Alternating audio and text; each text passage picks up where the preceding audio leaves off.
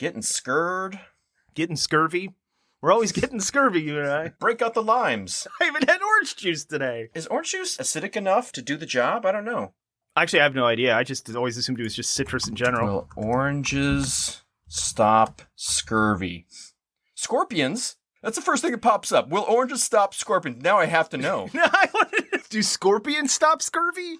Is it the band Scorpions? Scorpions hate fruity smells, so you could also plant citrus plants that repel scorpions. In Arizona, orange and lemon trees grow well in the hot sun, so you can try this method to turn away scorpions.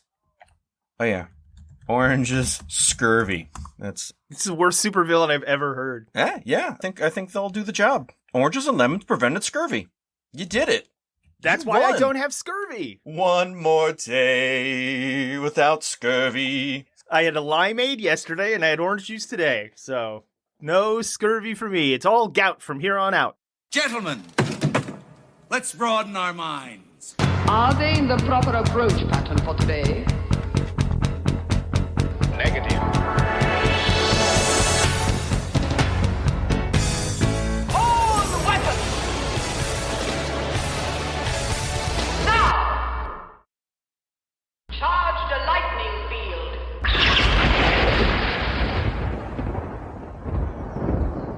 Welcome back to Dispatch Ajax. I'm Skip. I am Jake.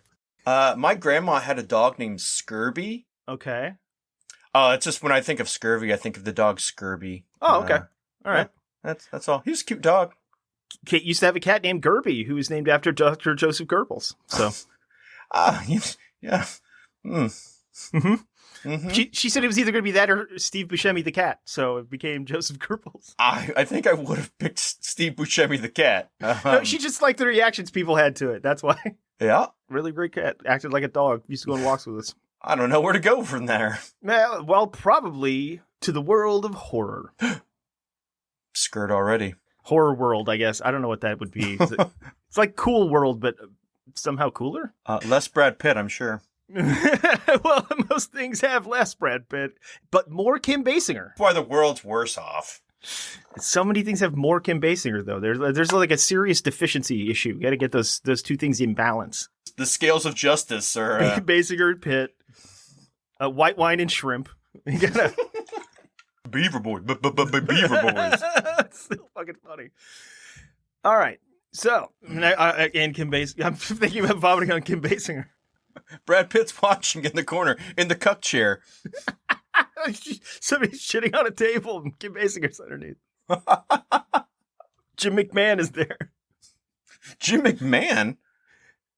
Not Jim McMahon, I'm sorry. Oh, Vince McMahon. No, that'd be funnier if Jim McMahon was why also is there. Jim McMahon Completely coincidentally, if Jim McMahon was also there with William the Refrigerator Perry, who was taking a shit on his glass table. He's like the last time I went to the strip club, where it's like midnight and the girls are dancing, and there's like maybe a handful of guys watching, but there's like, I don't know, 10, 15 guys just eating McDonald's they brought in and watching Sports Center. That's about right, yeah. You know, that's what they say. Strip clubs where a kid can be a kid, you know? Get your kid on. I went to a strip club the week of leading up to Mardi Gras in New Orleans, and a bunch of Pelicans players came in. And then I got really bored and went back to the hotel room, and the dude that I went there with stayed, and because he was going to get a lap dance. I was like, all right, whatever, I'm out. I was broke and I didn't care. So I went back to the hotel room, and we were on Bourbon Street. We had a fucking loft on Bourbon Street with a balcony. Wow. Yeah, it was awesome. But he shows up at like 6 a.m. He walks into the room, and then I was asleep, so I don't exactly know what scenario was happening with his state of undress at the beginning, but he just throws his hands up in the air. Of course, immediately his pants fall to the ground, and he's completely nude. And he goes, "Hey, I got a blowjob from a stripper." Huh. And then I rolled over and went back to sleep. So that's what happened. Did he pay for it? Oh, yeah. Oh, okay. How much does that run you? Oh, let me go find out. I have no fucking clue. Give him a call. Pick him up. All right, here we go with this one now. You have no idea. Sir, we've never met before. Is that correct? That's correct, sir. You're wearing a fake mustache and glasses. My name's Jim Jam. I know nothing of this human life. I'm a simple white ghoulie. I have no idea. Hey, I'm just getting my albino on. What's the deal? I will be surprised if you know where I'm going with this at the beginning. So, here we go. Born in Colorado in 1921, Robert Propst initially studied chemical engineering in college. But then halfway through the program, he dropped out and began studying the fine arts. He began his career in the late 1940s as a graphic artist, a teacher, and a sculptor. Man after my own heart. In the early 1950s, Propst was designing concrete playground equipment, which sounds choice. Is there a more 1950s thing than concrete playground equipment? I'm just imagining, you know, like you get on a hippo and it's got a spring and it bounces back and forth, but Yeah. it's all just concrete? Yeah. It's like, no, you get on that hippo and you enjoy it. Concrete? But where are all the rusty nails? Hey, look, kid, it's called bag o' glass. Yeah. How are you going to get giant splinters from concrete? Oh, look, plastic bag. I'm Johnny Spaceman. Hey. Like, I'm Johnny Human Torch. A bag of sulfuric acid. This included a play sculpture called The Child Volcano. Oh, what? I'm just going to leave that there. Feel free to look that up later. It's because it's pretty funny. Let your imagination run wild with that one. Now, despite that, he wouldn't be remembered for that work. He was actually considered empathetic, a serial problem solver, and an unorthodox thinker. A cereal problem. Okay, does he solve cereal problems? Mostly Post, but some General Mills. That makes sense. You don't fuck around with the mills, general or otherwise. Now, in fact, Propst would find Purchas as a prolific inventor who was, in fact, credited with over 120 inventions that were designed to make the everyday lives of people better. He drew on his independence and frustration with inefficiency to attack problems. So, in 1953, he formed the Propst Company, not just a clever name, a Denver-based firm specializing in speculative product development. Some of the ambitious creations he pioneered included a card-operated magnetic door lock, the stacking pallet, which warehouses use to this day, a trash collection management and disposal system, a vehicle towing system, the wall-mounted storage locker, the white noise generator. What? Yeah, a vertical timber harvester, a quality control system for making concrete, and an electronic tagging and identification system for livestock. I know, Or it's all children. over the place. For kids, yes, exactly. So stupid, like, elastic bands that put kids on, basically kids on leashes you see at the mall. It's backpacks that look like animals, but you attach a leash to it. You could put a cat in.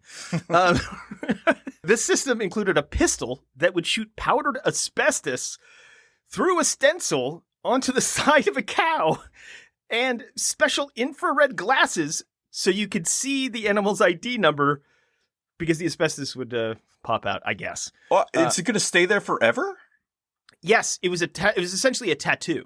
Oh, okay. All right. So I'm just trying to think this through. He has a gun. Oh, you should see the diagrams. Fires. Okay, I'm just going to type in asbestos gun and see what comes up. I don't think that's going to come up with what you want, but if you do this, you might you come across the guy I'm talking about. First thing that comes up, microphaser. Whoa, cool.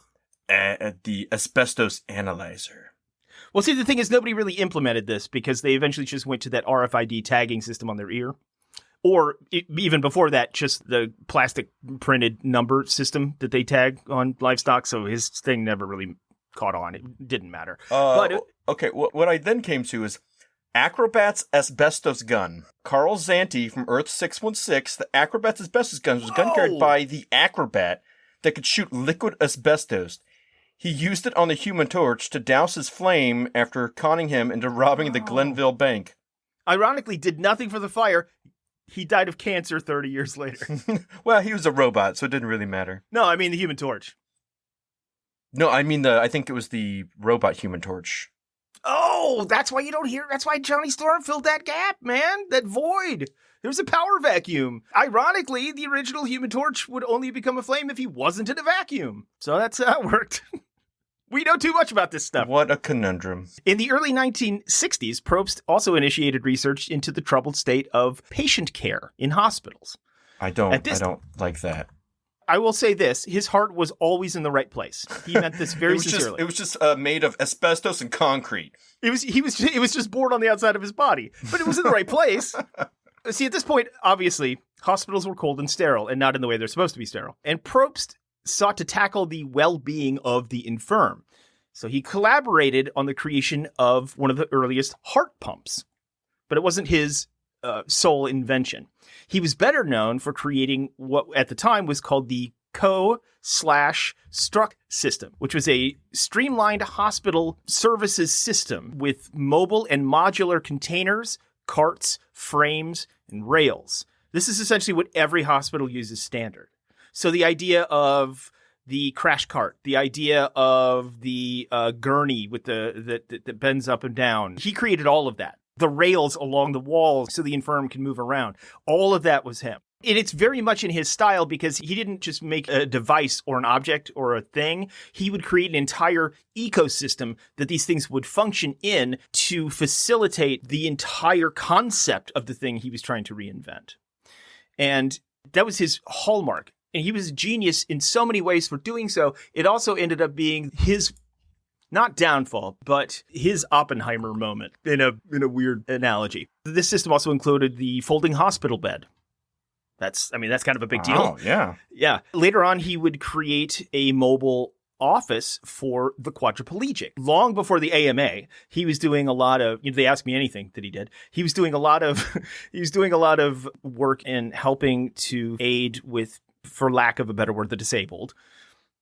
Now, switching gears just slightly, the Herman Miller Furniture Company had become known as a forward-thinking designer of innovative and modern furniture that moved away from the reproductions of antique styles that dominated the industry at the time.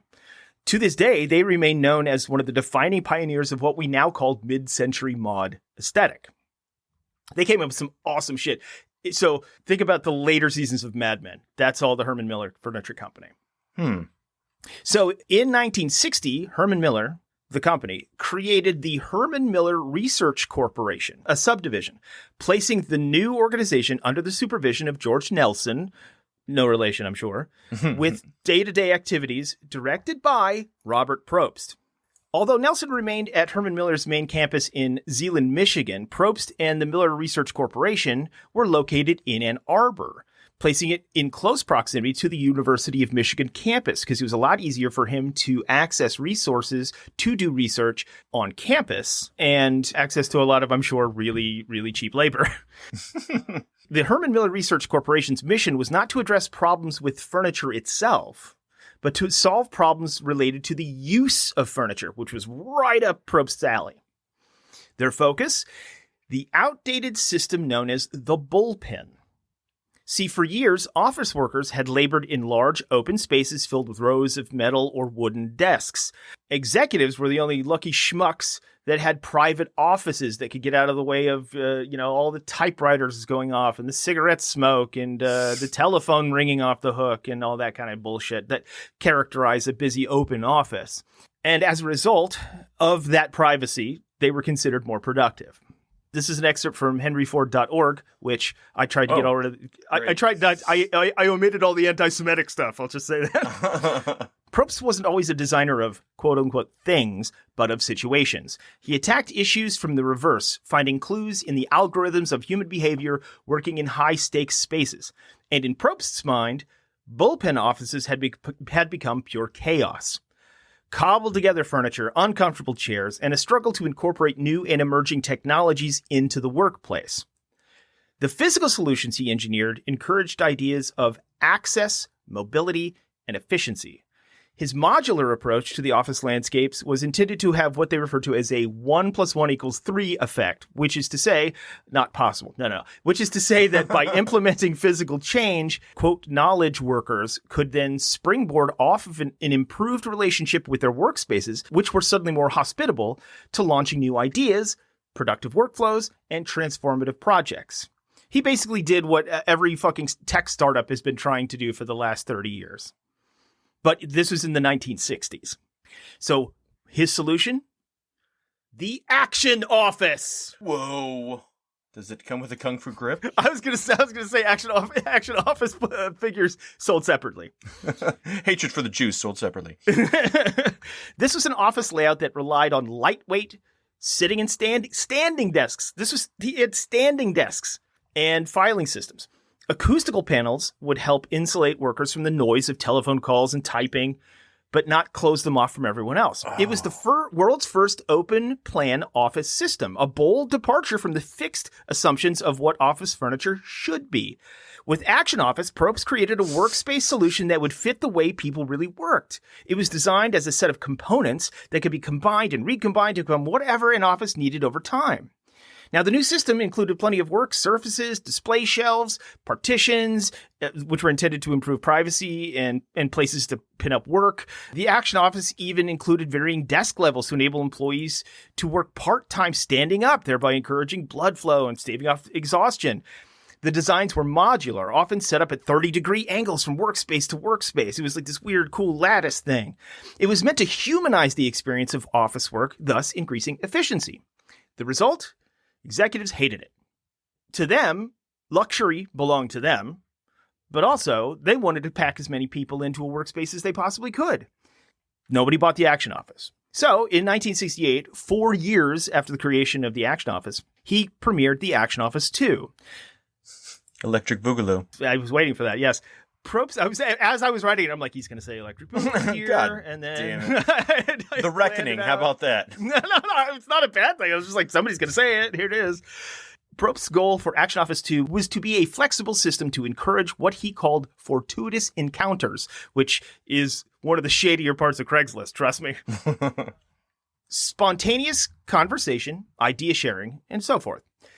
Sadly, this made it possible for companies to create a grid system of closed-off workspaces and cram a whole hell of a lot of employees into a relatively small area. This would forever be known as the cubicle.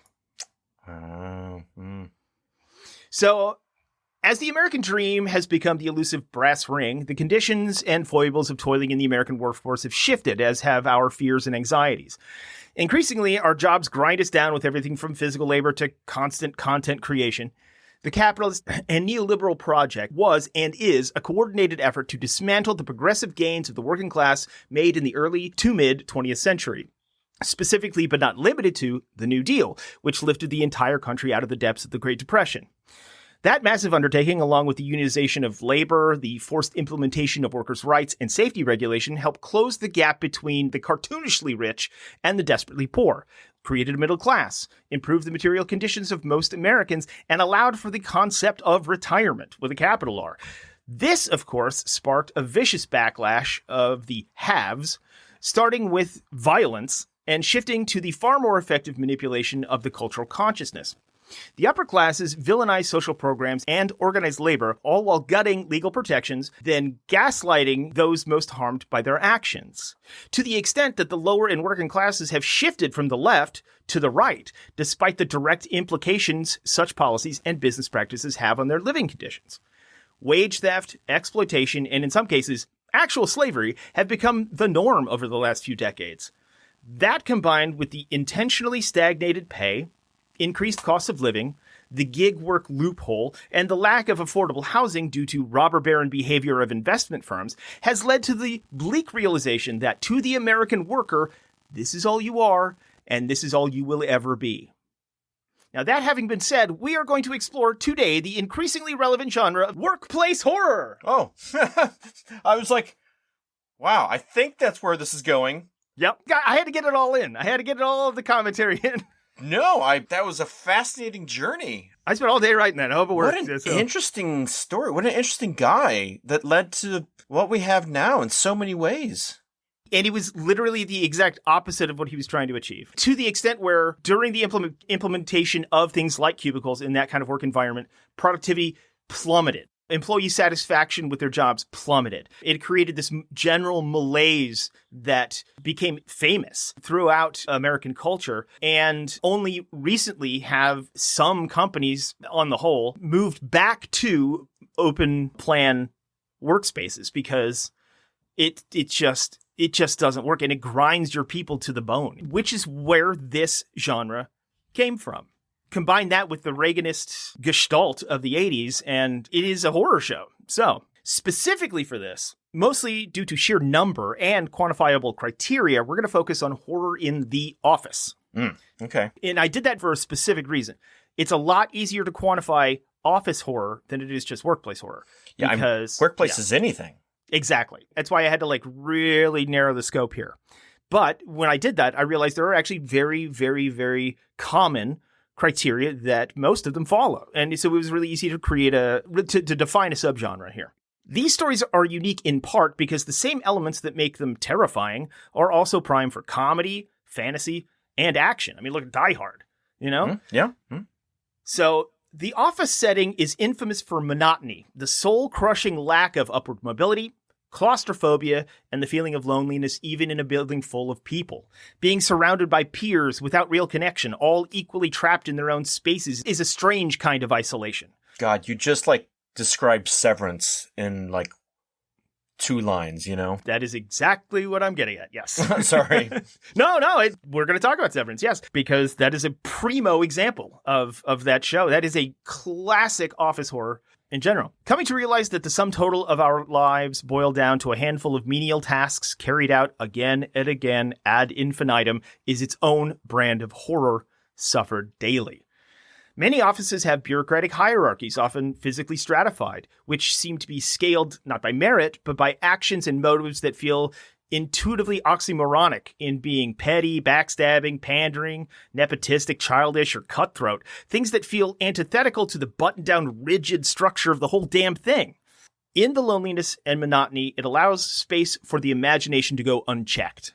It can eat away at your sense of safety. For instance, when working late at night, the hum of the photocopier can become ominous whispers. The creaking of chairs can sound like the stalking of predators when they fill the eerie silence of deserted workspaces. Flickering fluorescent lights cast shadows down empty corridors, inhuman shapes lurking around ample corners. A perceived change in the physical environment leaves you uneasy, on edge. Wasn't that chair pushed in before? Mm-hmm.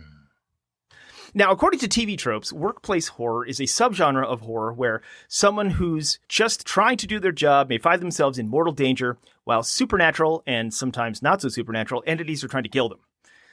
Why the character doesn't just quit their job is usually not explained or is hand-waved as the character really needing the money. I think that is an oversimplification, and I don't think that's fair, but that's what TV tropes says. It goes on to say the character will usually try to continue doing their work tasks even as it gets harder and harder for them to survive. It may be the first day from hell. There may be a demon slowly possessing them, or a homicidal animatronic hunting them. I think they're very specifically talking about Shopping Mall. Or, I mean, what else is that? I mean, come on. Or Westworld, one of the two. Or a stalker closing in on them. But the floors aren't going to sweep themselves. Now, here's the criteria I used for this evaluation. I tried to narrow it down to just 3 basic ones because it's a pretty big genre. 1, the horror is based around the malaise of working in an office setting. Otherwise, any movie that deals with, a laboratory would count. 2, the horror takes place in an office. Otherwise, you could count elevator horror or swimming with sharks, for instance. Mm-hmm. And we've already covered elevator horror, so I tried really hard not to include elevator-specific ones because while they take place often in your workspace or whatever, it is its own subgenre, as we've proven before. And 3, the horror is relatively contained within said office. So the origin of this genre is a little vague, especially since the modern office, like I said, is a relatively new phenomenon. But the oldest one that I could find, because a lot of it stems from the whole Reagan era, there aren't a lot of things that I could really pin down in this very specific subgenre before the 1980s. Now, there are some that you might be able to fit in, but I don't think really count. But the earliest one that I could think of that might count... So in 1983, there was The Lift, which we already talked about in the elevator horror, and I kind of eliminated that one in general for that very reason. And then in 1988, I saw some lists put, what is that Nicolas Cage vampire movie? Vampire's Kiss? Vampire's Kiss in there. And I'm like, I don't really consider that one either. It's almost kind of a comedy, kind of, but that's mostly because Nicolas Cage is just unhinged. But this one actually came... It doesn't really happen in office. I mean, he has his own office. He's like a lawyer or whatever. Yeah, he's an executive essentially. Yeah, and so yeah. like that's the only thing that ties it together. No, but the only thing I could really find was Dark Tower from 1987, in which a partially under construction office tower is being haunted by a deadly presence. This movie's got Kevin McCarthy, the one from the original Invasion of the Body Snatchers, and Michael Moriarty, the great Michael Moriarty. Oh, yeah. That one is probably the earliest one I could think of that really fits a lot of these criteria. Yeah, I mean, that probably is one of the earlier. I don't even think it's that influential on the genre itself. I mean, I personally had never heard of it before. It does have a cool poster. It does. There's a lot of people outside, and they're walking towards this building. But as the building starts out with a normal building, but as it goes up, it turns into a coffin. Yeah. And then there's Ghostbusters storms above it. Or Fright Night. Yeah. Yeah, it's very John Carpenter looking on the surface. It obviously doesn't have very high ratings. It's got a 6% on Rotten Tomatoes. There's a good metric there. If you're going to watch it, okay, fine. Don't go complaining to me afterwards. But Skip! But over the decades, I'd say the last 40 years, or at least 35 years, that subgenre has become well-defined comparatively. And we will talk about some possibilities that might fit in, some exceptions that don't fit in, but a lot of people lump them into, some ones that are worth discussing that, may change your idea of what the criteria should be. But it's not a complete list, but this is a basic list of some of the diverse films and stories and TV shows that fit into this subgenre we're defining here. Number one, and honestly, I think number one with a bullet, to be perfectly honest, The Belko Experiment. Okay. Written and produced by James Gunn, the movie presents a twisted social experiment where 80 Americans are locked in their high-rise corporate office in Bogota, Colombia, and ordered by an unknown voice from the company's intercom system to participate in a deadly game of kill or be killed. And seeing how, basically, it's Lord of the Flies, but with adults in an office building. Yeah. I felt like it was kind of coming off the heels of some other gory action elements, and they wanted to spice things up using office equipment to murder each other.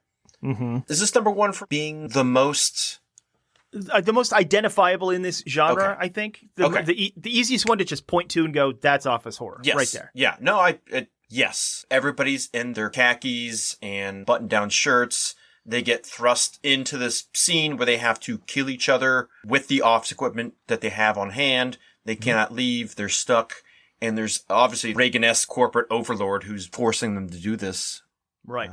But as you can see, just like in Lord of the Flies, it kind of sparks some things in some people, letting out their inner monster to be expressed. I mean, the idea is that it's a social experiment. I think it plays on a lot of the fears people have working in an office like that, with the monotony and the mundaneness of everyday life, that this can't be it. That if this is what you're supposed to do, but things are this bad and miserable, then somebody and something nefarious has to be pulling the strings. I think that's a very potent thread, actually, through a lot of these. And most of it is just capitalist critique. And it's obviously not quite the same thing, but it's a similar critique that Platform has. Yeah. It's not the same genre, but it's the same kind of commentary, in a way. Another example would be... Did you like The Belko Experiment? It's a fun watch. I mean, it's, I don't think it's like the best movie in the world or anything, but it's like, oh, yeah, okay, right. Well, especially after I watched a couple of really bad ones in this genre, I'm like, well, this movie is head and shoulders above a lot of these other movies.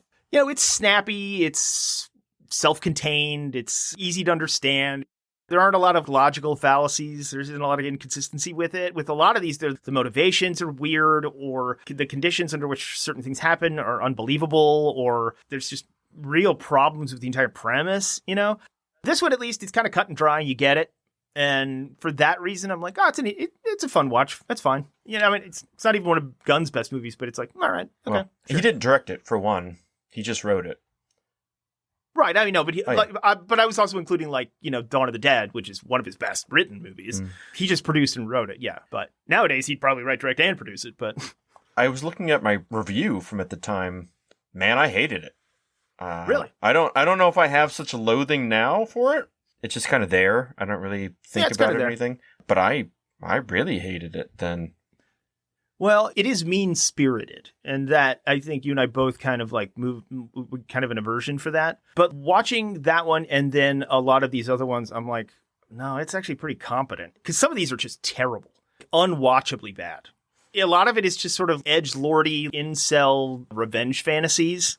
Right. Or people who just don't understand that capitalism's the problem. And a lot of them are just like ill-conceived or doing it for shock value more than they are for an actual commentary. So Belko Experiment at least felt like a self-contained thought. It felt like that's a movie. It did its thing. It's in this genre. There you go. It definitely, quality-wise, is better than a lot of these. Now, there are some better ones, for sure. But that one is just like, if you wanted to point to one and go, hey, go watch that. That is an office horror movie. Then it would work, it would make sense. I mean, it is extremely fitting of the genre, so. Yes, absolutely. Another one, starring the mercurial Pedro Pascal, Blood-Sucking Bastards. This one I haven't seen. I'm aware of it, but I've never got around to it. In this one, a down-on-his-luck cubicle worker and his slacker best friend discover their new boss is actually literally a vampire who's turning their co-workers into the undead. It was directed by Brian James O'Connell, and it stars Fran Kranz, that's an unfortunate name, Pedro Pascal, and Joey Kern. Fran Kranz, you might remember from Cabin in the Woods as being the stoner brother. Oh, yeah, you're right. Yeah, you're right. He also made a really good film, Mass, that he wrote and directed. A really, really good film from 2021. I don't think I've seen that one. No, I mean, it's a small little, like, it's only 4 people, and it's like the parents of a mass shooter and the parents of a victim of a mass shooting. That mass shooting, they get together and talk about it in a room. Oh, right. I've heard of that. Yeah, I've never seen it, but yeah, okay. This one, I mean, basically all you have to know is the premise of this movie, and you get the movie. You don't even, if you've seen anything in this genre, you can kind of guess the story beats pretty easily. I wonder if the vampirism is, I don't know, some type of metaphor for corporate greed? What? Jake, you're breaking new ground here. Well, This is unprecedented. I'm just poking at the thing, just seeing what pours out. Right. I mean, it's fine because Pedro Pascal actually kind of, he's selling it and he's working, he's doing his thing because he's Pedro Pascal, and that's fine. It's a movie. It's the same commentary. It's the same thing. And it's a little on the nose because they're vampires. So you're like, okay. Which is fine. It's not terrible or anything. It's just, Now, this is the one that when I saw it, I was like, wow, this wants to be the Belko Experiment so badly and fails on almost every fucking level. It's a movie called Mayhem. Yeah. Directed by Joe Lynch, starring Stephen Yeun, who was in the early days of The Walking Dead, Samara Weaving, and Stephen Brand. Now, this movie, in it, they already presuppose that in the world there is a highly contagious virus. It's basically the rage virus in 28 Days Later, but everybody seems fine with that. And there are no precautions taken. This virus almost destroyed the entire world in the weird exposition dump they do at the beginning. Well, isn't there a thing where because they're working at this office, who cares what's going on in the outside world? You got to do your job. I mean, it's been a while since I've seen it, but I don't think that's actually a big part of the motivation, to be perfectly honest. It's more just of a plot device. Okay, so what it is they use this virus thing instead of in the Belko Experiment, where they give you the explanation of why they're doing what they're doing in such a violent manner, they use this as a MacGuffin. It doesn't advance the plot other than as a plot device. It's not the important part of anything that happens in the movie as far as lessons learned or commentary made. In fact, it kind of distracts from the commentary they're trying to make. So in it, somebody comes down with this virus, this rage virus thing, and it causes them to basically go into the comic book Crossed, where they have no inhibitions, right? In it, it's this guy who's just kind of a middling dude in a law firm who was the first law firm to successfully defend a client afflicted with this virus who murdered a guy. Right. By saying that he is not culpable because of this affliction, which, okay, fine. Whatever. But then in this world, you would think that there would be some sort of law or mandate or CDC restrictions or something that would make it like, okay, we don't want other people just randomly murdering innocent people, so wear a mask or something. There's none of that. None of it exists in this world. In fact, the way it starts out, it seems to be at war with itself, because the way it starts out, it's almost like this weird, like, libertarian right-wing commentary about how all defense lawyers are evil because they let the guilty get away with everything. But then at the same time, it's also this stinging commentary on corporate hierarchy and capitalism. It doesn't really seem to know what planet it's on. And honestly, the virus thing only comes into play when they want it to. Because the entire premise was that these people are out of control. Like, literally cannot be controlled, cannot control their inhibitions. But there are huge swaths of the movie where the main characters, who are both infected, are just like hanging out, doing logical, rational things, making deals with each other or with other people. I thought they weren't infected. No, they're both infected. Everyone's infected by the end. But especially by the time the actual, like, revenge rampage thing goes on, that's why it starts, because they're all infected, including the higher-ups. Which is dumb, because what is the commentary if you've already maintained that this keeps you from being able to control yourself and you do the worst thing that you can do? Isn't it just giving them an excuse to be the way they are? Especially since, like, then on top of that, they do this weird thing where, like, the main evil guy, he's got a cocaine addiction, and that's why he's so out of control. I was like, well, I'm pretty sure the virus already took care of that, right? Why does the cocaine matter at that point? The whole concept is a mess. If you try and take it logically, it doesn't work. It's got some fun stuff in it. I like some of the actors, but even the violence doesn't really make a lot of sense. And just them kind of turning on and off this MacGuffin with no explanation doesn't work. I think if you went and rewatched it, I think you'd have a lot of complaints about it. Because it's like... Because I remember it being dumb fun when I watched it originally. Sure, I mean, there's some satisfactory, like, revenge against the corporate hierarchy stuff. Yeah, and it does hit on these buttons, these I hate my coworkers, I'm going to get revenge, per my last email type things. I want to fuck this coworker, I want to kill this coworker. Or I punch this guy because he drinks too much. Or like, one of the bigger things is the corporate headhunter, the corporate executioner, the one that, like, goes and he's the one that lays people off or fires them. What would you say you do here? Yeah, right. Yes. Except they set him up to be like a hitman. And he's actually a good actor too. I like that actor, but his arc is weird and that guy doesn't fit in with the whole virus thing either. It doesn't really, if it were like that one person was infected, like the main guy, that would be one thing. Or if, like, the main guy was the only one not infected, that would be one thing. But they're all infected and they all behave differently in ways that contradict each other. And it's like... Because when you say it now, I do remember, like, they had a plan. They are doing something. Yes. As opposed to some other people just seem to be rage sex monsters. Yes. And they are doing everything and anything they want with no inhibitions. But these two formulate a plan. This is a transactional agreement that we have, that you help me do this thing and I help you get revenge. No, isn't Melanie? It says Melanie comforts Derek and they have sex. Okay, so when you're going through the whole thing, right? When he's going through the levels of the office, everyone is fucking everybody. Right. There's, like, no control. Nobody has any control over their actions. Right. But yes, they have sex, but then it's like, well, now let's go through this thing, and we're not gonna, like, ever address that again. And they're very controlled and very, like, logical, and everything's planned out methodically and executed methodically. And it's like, but that's not the point. That's the exact opposite of what everyone else is doing, and the exact opposite of the premise that you set up. So, like, if it were the thing where those were the only two not infected, that would make sense. Which is, I think, why, in my head, they were the two that weren't. They were immune or didn't get exposed. But, like, looking online, it says everyone's infected, so... Yeah, it's a complete contradiction. I don't... It's kind of a mess. Yeah. And I think I disliked it because I wanted to like it. And then those things were like, what the fuck is this? It just turned me off, because if I could accept it if I knew from the beginning that it didn't make sense, but the fact that they want you to think that it makes sense is really frustrating, because it doesn't. Unless it was something where if you were able to purge some of that stuff, you can, like, think clearly. Sure. Which would then, like, give him a reason, like, I'm going to utilize this to go and, like, kill my boss. Sure. If that were a subplot or just a plot device, fine. But they don't do that. Yeah, that's true. I don't remember them doing that, so... Yeah. That's why I like the Belkin experiment more, because there's a logic to that one that doesn't ever contradict itself. And I'm way better with that than going like, what is happening? Why is this happening? Right. And I think I felt that one was a little too, it was very serious.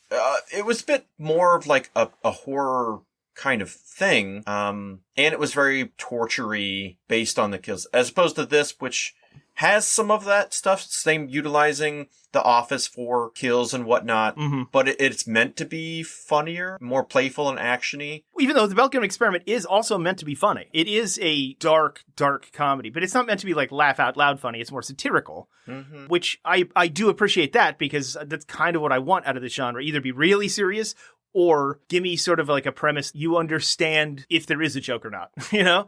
Like then I'm like, okay, fine. But don't give me this logical thing that you set up and then completely contradict it over and over and over again. That just doesn't work for me. I have a hard time getting into movies like that, because it's like, what's the point? What are you saying? It feels like two different people made the movie. You know what I mean? It's just doesn't work. Now, and this one is one that I included because I like it. I think it's actually pretty good. And I am on the fence on whether it belongs in this or elevator horror. And we actually might have talked about it in our episode about elevator horror. It's I think it's German. It's a movie called The End, ? Oh, it's Spanish. It's Spanish. That's right. In it, Claudio is a businessman and he's going to an important meeting when his elevator gets stuck. Seems to be just a technical difficulty, but it turns out that it's a catastrophe. The power is going in and out because as information is trickling in on his phone, it turns out that a zombie virus is broken out. The entire world is falling apart. And he now has to try to get out of the elevator, which is stuck between floors. So partially on one floor and partially in another. And that situation is the only thing keeping him from being eaten by zombies. But also getting out of that is the only way he could possibly survive. Yeah. So I actually liked that one when I saw it. I've seen it a couple of times accidentally. I think as far as a modern zombie flick, at least it was something. Yeah. I liked it. It was directed by Danielle Misisha. It stars Alessandro Roja, Roberto Scotti. So Scotto. So not Scotty. This is the singular. Scotto. And Pagliera Benedetta Camiri. Benedetta? Yeah. It is on the border of elevator, but the whole thing, it doesn't all take place in the elevator. So it does all take place in the office building. So I'm kind of like, okay, I can kind of fit that one in there, but it is on the fence for sure. Yeah. I mean, having not seen it, I think you would probably need some metaphors, you know, like is that him going up and getting stuck as he's like trying to do this meeting? Life is stuck. His corporate journey is stuck. Are the zombies a metaphor for the corporate world or? Right. I mean, I don't. So one of the things I think we tackled a little bit in the elevator horror subgenre episode we did, one of the criteria is that the elevator itself has to be an element of the horror or a cause or an integral part of what causes the horror scenario. Yeah. In this one, the elevator is not coincidental because it's a huge part of the plot, but it's not the cause of the horror. It's actually kind of his salvation. And initially. And so, you know, it's kind of like the whole how we decide what's a Christmas movie or not. Right.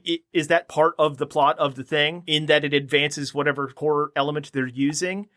I would say no, because the office place setting is the horror setting, not the elevator itself. And I think you can make some similar arguments to Paul W.S. Anderson's Resident Evil in that sense, because that is all technically in an office kind of underground bunker, but still. But I mean, I don't know any office buildings that have laser grids that slice you up. But I haven't worked in an office for a while, so what do I know? That's fair. Neither of us have worked in an office situation in a while, so no, it's hard to tell. Things change, maybe. You know how the corporates, another one, it would be Exam. I saw, just doing a cursory search, this one popped up and looked interesting. The premise is fascinating. 8 candidates for a highly desirable corporate job are locked together in an exam room and given a final test with just one seemingly simple question. However, it doesn't take long for confusion to ensue and tensions to unravel. Once again, it seems more like a social experiment type of thing. Yeah. It's like when the Joker breaks the fucking pool cues and is like, we're holding tryouts. That's essentially the premise. It's directed by Stuart Hazeldine, and it stars Adar Beck Gemma-chan and Natalie Cox. There's also a movie called Office Uprising. And this one, I hated. I have seen it. I think it sucks. Why's that? In this one, an employee at a weapons factory discovers that an energy drink turns his coworkers into zombies. Okay, yeah, I don't like it. No, it sucks. Oh, it's a Crackle original? Great. Yes, exactly. It's a bunch of cheap gags. There's no real commentary to it. It's supposed to be comedy horror, but it's not funny. It's just a limp dick of a fucking horror movie, man. It's just not good. It's directed by Lynn Oding, and it stars Brenton Thwaites, Jane Levy, and Karen Sony. Don't forget Zachary Levi there. Oh, that's right. He's the evil boss. Well, that's that right, fits. It's true. Yeah, that kind of works. Then there's one, and this one is intriguing. Wait, no. Actually, at least the premise is interesting. I haven't seen it. Can't imagine it's great quality, but Inhuman Resources, where 6 captive office workers are literally chained to their desks by a deranged former regional manager, Thomas Redmond, otherwise known as Red, and he assigns his, quote, human resources to the impossible task of proving his innocence or suffering the gruesome consequences. I'm guessing he's being accused of something. This is just what I pulled from IMDb. It's directed by Daniel Krieg and stars Nicholas Hope, Kelly Paternity. Wow, that's an odd Is one. that? And it can't be that. I mean, it could be. Paternity. Paternity. Yeah, but I wouldn't. Yeah. I don't know how else you'd pronounce it. I mean, it doesn't have enough syllables to have Paternity? much of a different... Paternini? Maybe it's Paternini. I don't know. Could be. Panini? That sounds more Italian. It's Panini. That's what it is. It's Joe Paterno. How about that? Oh. And Sam Reed. Well, yeah. The ghost of Joe Paterno. I mean, it's at least an interesting premise. Now, here's a Korean film that I have not seen. It seemed really interesting. Don't know a whole lot about it. But it's called Office. I know. I'm sure it's called something else in Korea. But that's the investigating following a sales manager brutally killing his entire family leads to a track of mystery and tragedy in an overwhelmed work team in Seoul. The thing is, I don't know if the whole thing takes place in an office, so I'm kind of like, Yeah, that's but it's tough to say. I'm not sure. Yeah, it's directed by Won Chang-hong, and it stars Ko Ah-sung, Lee Chae-eun, and Kim Il-sung. So... Oh, it's the director of that wrote The Chaser and The Yellow Sea. Oh, cool. And Deliver Us from Evil. There's some good stuff. Then there's a film called Not Safe for Work. And in this one, it's Joe Johnston directed this one. Oh, right. Which I didn't know until I was looking into this. But it stars Dan Bacadol and Michael Gladys and Max Minghella. Basically, an office worker is trapped inside the building where there's a killer on the loose. It's essentially just an office slasher. Yeah, which you don't really get as many as you'd expect. That seems right. Place rife for that. But you would think being stalked in an office would be, yeah, I mean, that would play on a lot of fears, you would think, right? Especially like you're working late, you're the only people in the building, that kind of thing. But no, that's not very common in this genre, which, yeah, is surprising. One list put Spiral on here, the fucking Saw movie, and I'm like, what are you talking about? Yeah, I saw that. What are you talking about? I saw a lot of people put P2 on these lists. I was going to get to that because Okay, that I'm one sorry. is at least... No, don't be, because that was on my maybe we'll get to it list. Because that's fascinating. I don't think it counts. No. I think it's... No, I think P2 is more in the line of... Because I saw a lot of lists when I was looking this up where they're like, Alien. I mean, workplace, yes. Office, no. No, right, exactly. That's the thing. If this is going to be a specific subgenre. Now, the whole underground parking garage thing is terrifying, and that's a cool location, but that's no more an office horror than, what's that one from the chick from Run Lola Run where she's in the subway, with a monster chasing her. It's just an enclosed She's in space. a subway with... What's that? You haven't seen this one?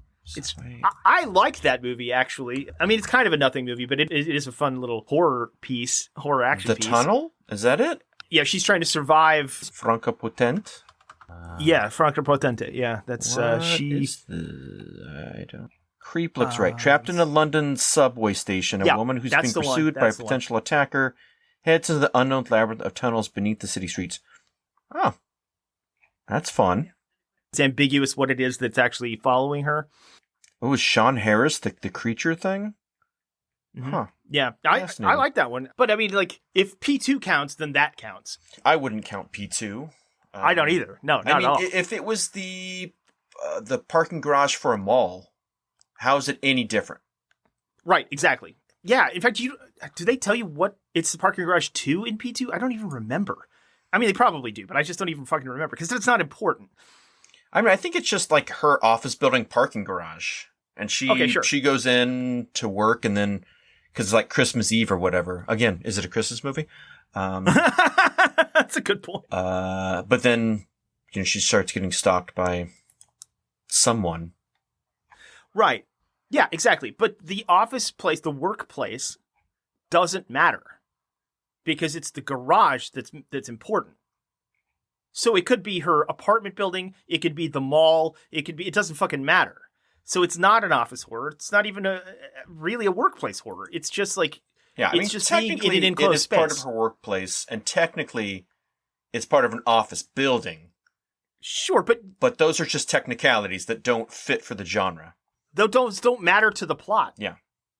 Let's see. Okay, now here's one that I do not recommend watching to anyone.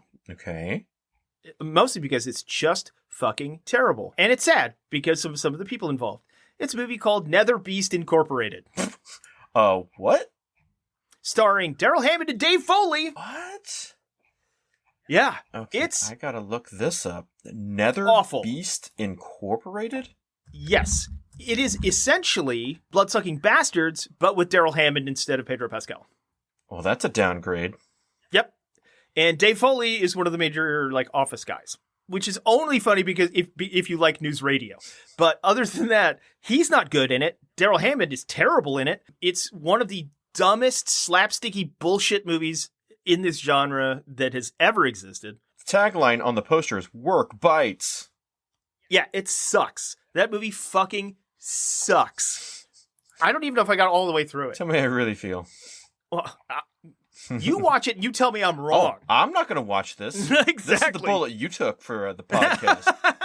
That's true. I'm not catching strays on this one. Basically, that's all you can say about it. It's a slapstickier version of Bloodsucking Bastards, but may or may not have quietly had favors done for them by Lorne Michaels.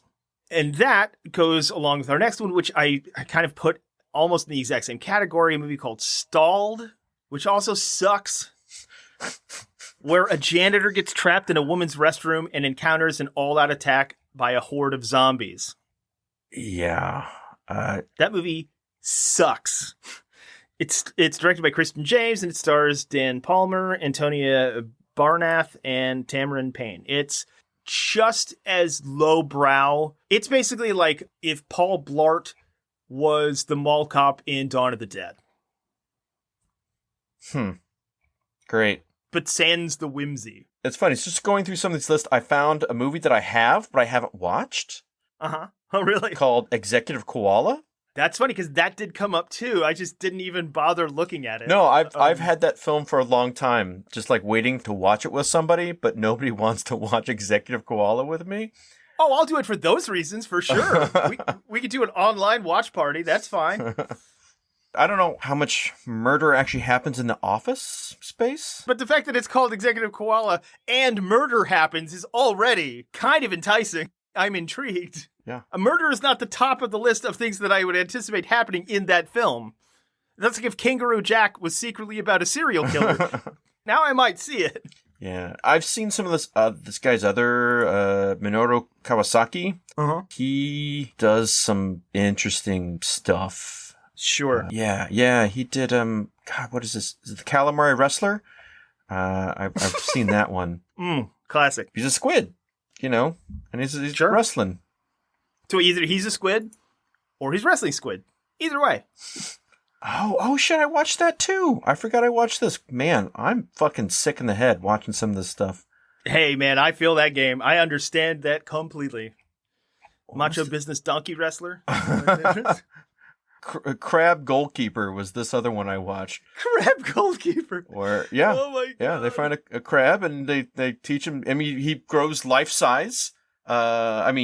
Human size, and he gets into soccer, and he's the goalkeeper, and then just plays out like sports. Crab Goalkeeper and Calamari Wrestler are definitely some of the most underrated B-sides to the B-52s. You really should check them out. If you can find them on vinyl, especially. Crab goalkeeper.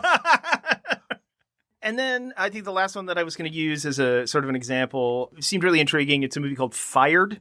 It's a character that is, I'm pretty sure that the character in Mayhem is based on this character.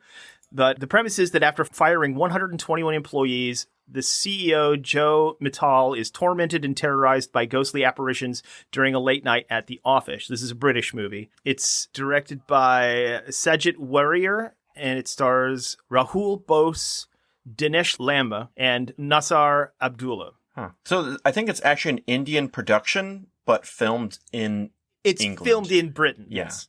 I was a little confused at that at the beginning, too. It's Yes. like Hindi's the language. Right. But that's why I put British like at the end. So and it was like, okay, it is British, but don't be confused. Obviously, this is in no way, shape, or form a comprehensive list. In fact, you could probably put 100 movies up here like this. And I'm not even going to go through the premise of some of these, but one of them that should be looked into more is a movie called Z Office. I'm pretty sure that's Korean as well. Yeah, that one seemed interesting, but I did not do enough research on it to make any, sort of Are there any calamari in there? Are there squid based? Only if you Imagineer it. Then there's one called New Guy. Didn't seem all that interesting. Scherzo Diabolico is one. I tried to get into some international ones. End of Days Incorporated. And then, of course, a movie called Office Invasion, which is essentially the same kind of premise as some of those other comedy ones, but it's about an alien invasion instead. One thing I find with a lot of these is they tend to veer towards the dark humor Yes. of it.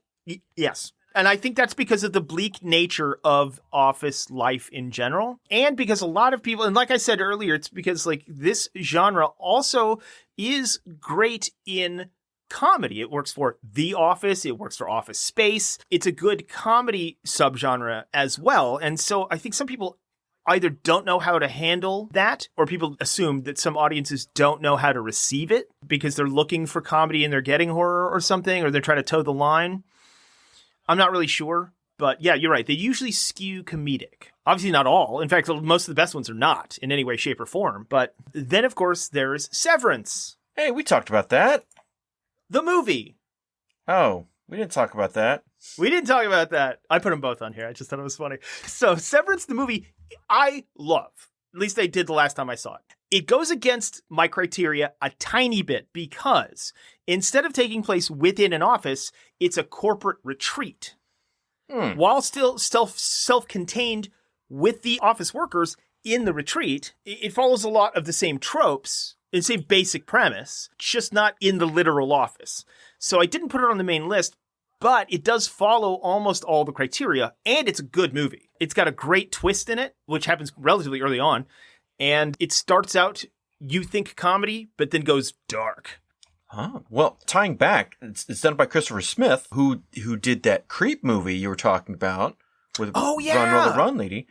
He also did Black Death and Triangle. Triangle is the American poor man's time crimes, but, there aren't a lot of great time travel movies. You got like Primer, Time Crimes, and then really basically Triangle. So it's been on the list. I still haven't gotten to it. Now, I will not put it on the level of Time Crimes or Primer, but considering that it's a mainstream Hollywood movie that kind of follows along those type of stories and has some good twists in it, yeah, I liked it. Did a film called Get Santa, where Jim Broadbent plays Santa Claus. What? With Rafe Spall and Ewan Bremer and Warwick Davis and Stephen Graham. What? I'll watch it this holiday season for you. Okay, yeah, we'll check that out for sure. Okay. And then, of course, Severance, the TV show, which is the most contemporary and probably the creme de la creme of this genre. Yeah. It's absolutely brilliant, mind-bending science fiction horror about losing one's identity, about signing away one's identity for a chance to work in the corporate world or for the necessity of working in the corporate world. It's very much about invasion of privacy, corporate overlords, and it's also about greed and hierarchy and capitalism. It's a great psychological science fiction horror thriller show. And so there's more coming out, which is great. So 100% recommend. Yeah. Probably the best of the genre. Yeah. And maybe one of the best TV shows in the past. The last few years, for sure. Yeah, absolutely. Adam Scott's probably his best work, honestly. And I mean, because I love him as a comedian, but like this is great. Yeah. There were a couple of ones that I never really thought of because they are more of workplace horror than they are office horror, but they're kind of fun to think about in that sense. For instance, The Thing. No, it's not an office horror, but it is a workplace horror. Yeah. It is. That's true. It's not at all an office horror, but it's definitely that. Just like I said, just like with Alien, just like with The Lighthouse, even though that is not the commentary they're trying to make. So there's no point in trying to lump that into anything, because I don't know what office horror has to do with Prometheus, but just leave The Lighthouse out of it. Not the movie Prometheus, the story. Somebody put Day of the Dead because it all takes place in that bunker. Pretty sure that's just budgetary problems. Dawn of the Dead all takes place in a mall, and I still don't consider that office horror. I'm sorry. I've got one. What about Gremlins 2? Well, doesn't a lot of it take place outdoors in New York? No, most of it, it's like they closed down that office building that they're in. It's almost all stuck in there. That's true. It is almost all in that one building. The only one that it? gets out is the bat one. Yeah. That then gets in the concrete and becomes a gargoyle. Which then later gets awakened by Zool, and then... Well, hey, Gozer's coming, you know? Gozer's coming, baby! Hey, everybody, look busy. Gozer's coming. Gozer's coming! That's it. Gozer coming! You come with the queen, you best not miss. Choose your destroyer. I choose Omar. You know what, though? I'm just as scared. I'll be honest, it'll fuck me up real bad. But thankfully, I'm not a drug dealer, so I'm probably safe. Some of these lists put Cabin in the Woods because of the fact that it takes place in that control room. A third of it is workplace. It's not even horror, though. No, that part is comedy. That's the comedy part. Yeah, there's no horror there. Unless the last bits when the creatures get free and start attacking, but that's minimal. The merfolk and the pinhead knockoff and all that shit. I would not even come close to lumping this movie in there. Some people put The Shining. Okay. Come on. Now, here's one that might actually fit in that we have not considered that I love and I watch every year. Pontypool. Okay. Yes. Right? But it maybe not, but no. I think so. It's their office. It is their office. I mean, it's not an office space, office building, but it is not just their workplace. It is an office. Yeah, but so much of it happens in like the studio, which is that's them reacting to. Well, yes, the studio. Yes, that's so like outside of an office, and it doesn't really feel like it has anything to do with office life. I mean, you're right in the sense that it has more to do with the genre of radio or broadcasting in general than it does with office life. But as someone who has worked in TV for a long time in studios, those really kind of are, well, no, because the newsroom is kind of the office, really. And then there's like sales and there's corporate. Yeah, I mean, it's definitely one of the best workplace horrors of all time. Yeah, it's a horror where people are stuck at their job. Yes. Right. Absolutely. But the fact that there are some cubicles and telephones, I don't think makes it office worthy. Right. Yeah, that's fair. I mean, it is a different commentary than other workplace horror. I think it's unique in that because broadcast, that whole, like working in broadcast is so much different than working in other jobs, and it has some crossover with office jobs, but it is its own unique sort of animal, and I think it plays to those strengths. I've seen this on a lot of lists. American Psycho? So, okay, that's the number one on tons of lists, and I'm like, it takes place on the street, it takes place in a cafe, it takes place in an apartment. What are you talking about? Just because they're corporate dudes. Yeah. What? Just because they're Reaganauts doesn't mean that it's an office horror. It's not. It's not even a workplace horror. No, he does kill a co-worker, but... Yeah, but that's about it. Most of his interaction with other people takes place in public places. Yeah, I don't know or his why apartment. They would... It's not an office horror in any way, shape, or form. I was so awestruck at how many people put that at the top of their list. And I'm like, well, just because it's like one of the better movies on that list doesn't mean it belongs on the list. It's not that. It's not even meant to be that. It's not about that. That's not the point of that movie or book. It Doesn't make sense. Yeah, I have no idea why. But I mean, is every babysitter slasher Right. film, is that a workplace horror film? Exactly. Like what's that great Christmas one? Better Watch Out? Yeah. How is that different than The Shining? Well, I mean, there's... I mean, you know what I mean. Yeah.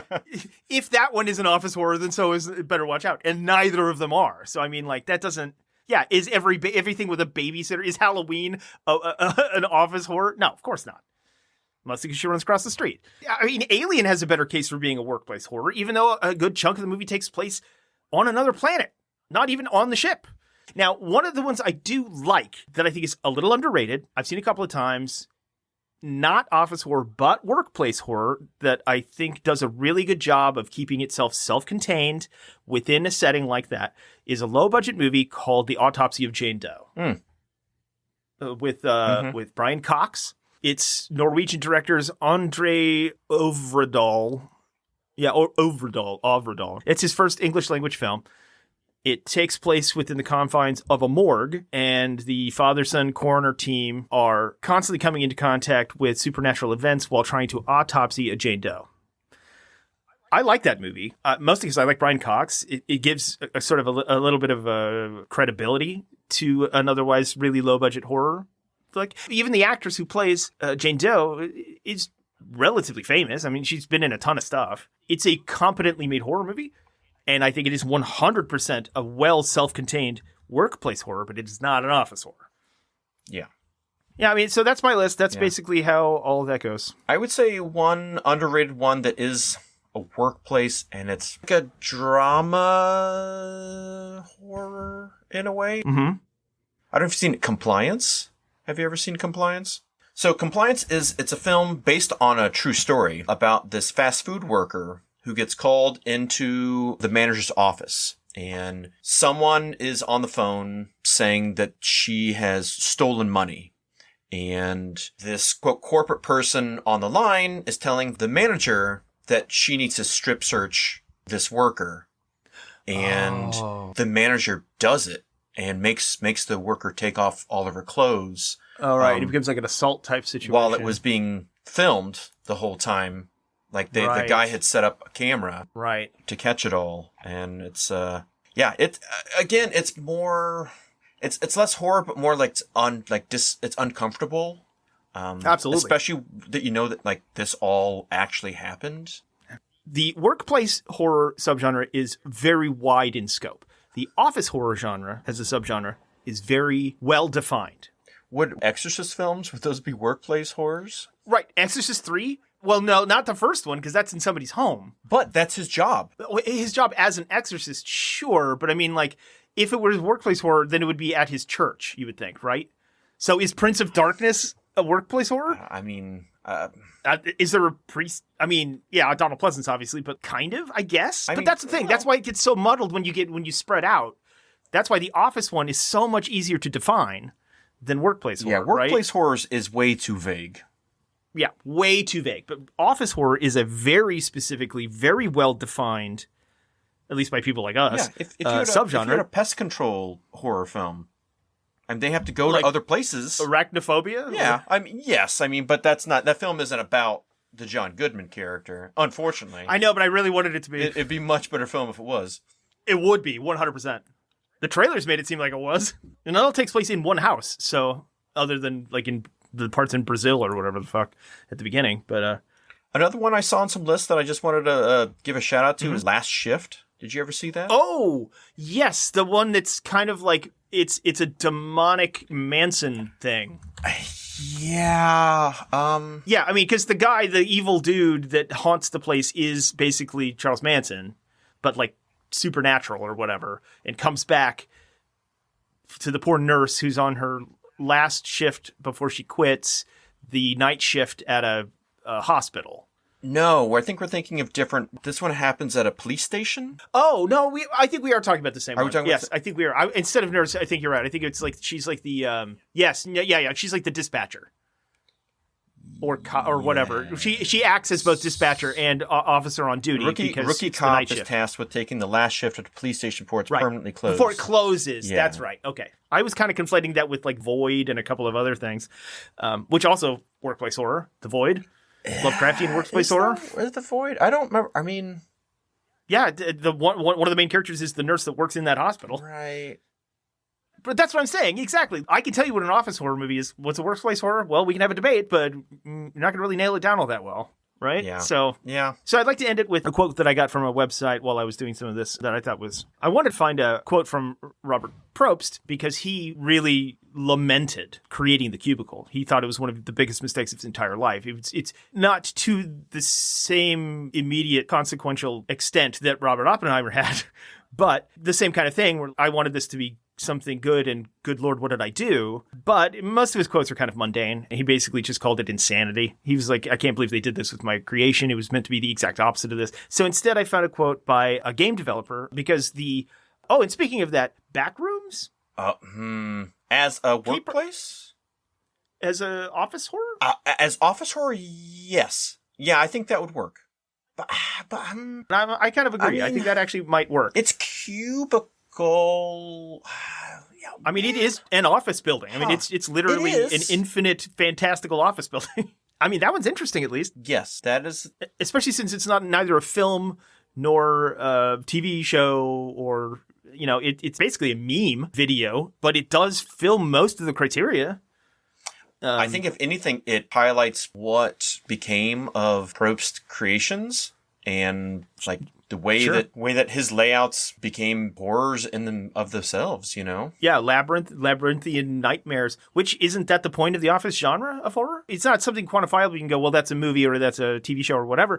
But I mean, the spirit of that subgenre, I think you're right. I think it's typified by Backrooms. I was going to end with a quote from, this name is Jared Bolkin, who co-created the video game Interference Dead Air, because apparently there are a ton of office horror video games. It's been kind of a thing, which makes sense. He said this to the website dreadcentral.com, quote, horror often relies on subverting the familiar and the comfortable.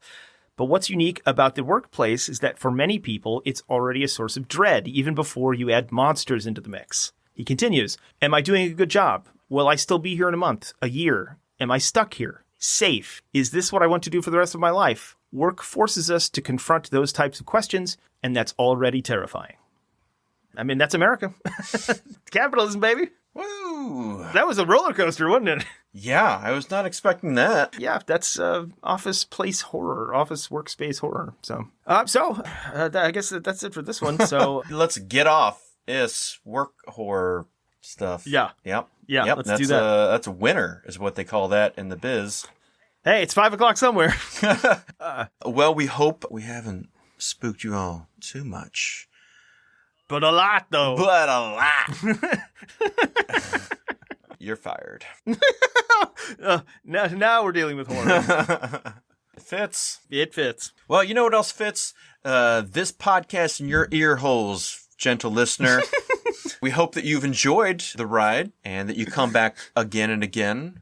There's going to be 2 hits. When I hit you and you hit the ground. Yeah. Get hit. Again, thank you for listening. Please like, share, subscribe. If you wouldn't mind leaving us shit. I done got fucked one more time, didn't I? Yeah, you painted yourself into a corner there.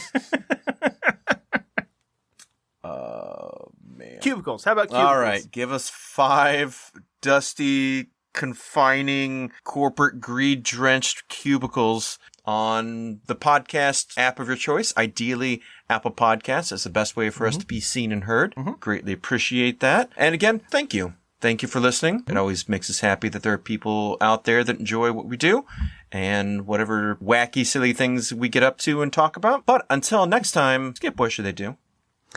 Well, first of all, I would go so far as to say zany things that we do. Tell me if that's a bridge too far. It's a bridge over Kwai too far. A bridge over the River Kwai over troubled waters of Madison County. Too far. But so in the meantime, please make sure you have paid your taps. Make sure you have tipped your KJs, your wait staff, your bartenders. Make sure you have cleaned up after yourselves to some sort of reasonable degree. And don't forget to support your local comic shops and retailers. And from Dispatch Ajax, we would like to say Godspeed, fair wizards, wherever you're working from. Why should I change my name? He's the one who sucks. Please, go away.